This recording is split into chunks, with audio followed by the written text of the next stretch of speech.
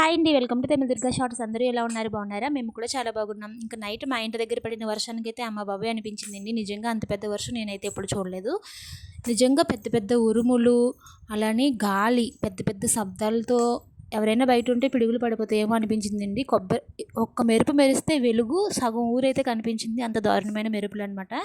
ఇంక ఇదే సిటీస్లో అనుకోండి, అదే నీరు వీధుల్లో మునిగిపోయి బండ్లు వెళ్లకుండా ఆఫీస్కి వెళ్ళే వాళ్ళు, స్కూల్కి వెళ్ళే వాళ్ళకి వీళ్ళందరికైతే నిజంగా ఇబ్బంది అవుతుంది. బయటకు రావడానికే ఉండకపోతుంది అనమాట. అంత దారుణమైన వర్షం అండి. ఇక్కడ ఓపెన్ ప్లేస్ వల్ల ఏంటంటే చెరువుల దగ్గరికి లేదంటే చేళ్ళ దగ్గరికి వెళ్ళిపోవడం అలా జరిగిందనమాట. మార్నింగ్ చూస్తే ఒక చుక్క వాటరే లేదు. అది కాకపోతే కొంచెం చెరువు అదే చేలు మొన్నే వరిలు అయితే వేశారు కదా, అవి కొంచెం మునిగినాయి అనమాట. అది కూడా ఇంకిపోయినాయండి నీళ్ళు ఒక 9 అయ్యేసరికి. అంత పెద్ద వర్షం.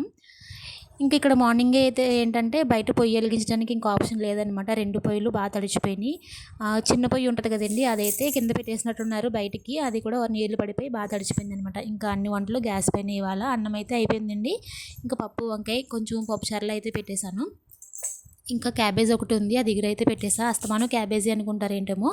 ఇంకా 2 క్యాబేజెస్ అయితే ఉన్నాయండి, అవి కూడా అవగొట్టేయాలి తొందరగా. ఇంకా వంట అంతా పూర్తయిన తర్వాత ఇంకా అప్పడాలు అయితే మన ప్యాకెట్ ఒకటి తీసుకొచ్చామన్నమాట. అది నిన్న సగం వేపేశాను, ఇంకా ఇవాళ అయితే సగం వేపుతున్నా. చిన్నుకైతే ఇంకా తినిపించాలి. మీరైతే మన ఛానల్ని సబ్స్క్రైబ్ చేసుకోండి. బాయ్.